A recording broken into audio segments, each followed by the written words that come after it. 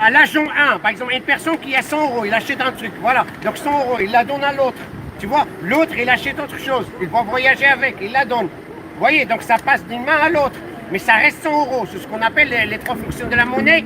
Les trois fonctions de la monnaie, ça veut dire que ça garde sa valeur dans le temps. C'est ça. Donc ça garde. Donc le mec là, le pâtissier qu'on lui a donné 100 euros, il veut par exemple aller acheter à sa femme un truc.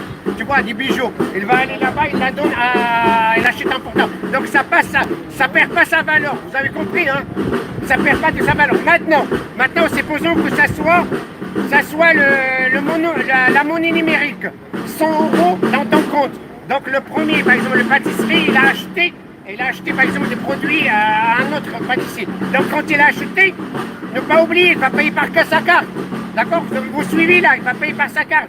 Par contre, quand tu payes par ta carte, le 100 euros, ça reste pas 100 euros.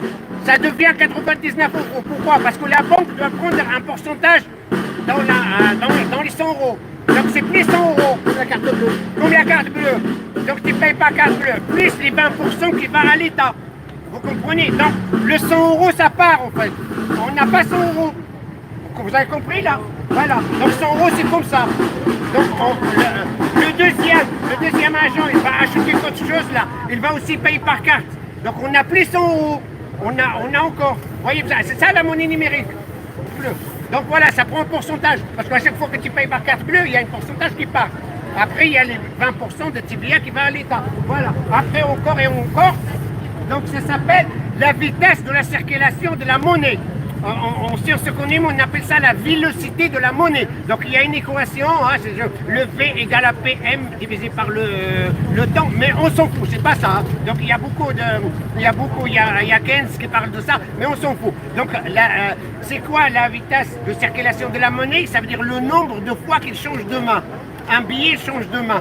Donc voilà, et c'est un indicateur de la richesse d'une économie. Voilà, donc maintenant, le temps il change, mais maintenant on n'a plus ce billet, on n'a que la carte bleue, la monnaie numérique. Donc à chaque fois, cette monnaie numérique elle est dans la carte, j'achète, je dois payer 1 euro à la banque. 1%. Je paye 1 euro à la banque. Et vous avez compris, je paye 1 euro à la banque, je paye 1 euro à la banque. À chaque fois que j'achète, je paye 1 euro à la banque. Vous avez compris ou pas? Voilà, donc tout ça c'est des pourcentages qui vont à l'État. Ils vont pas à l'État, aux banques. Merci, voilà. Et après, regardez, à la fin, à chaque fois, et à la fin, on n'a plus de monnaie en fait. Il est disparu. Tout quoi, il est où là? Il est parti dans les banques. Voilà, vous avez compris? Bah, continuez à payer au liquide, parce que vous allez l'avoir dans l'as si vous payez par carte bleue.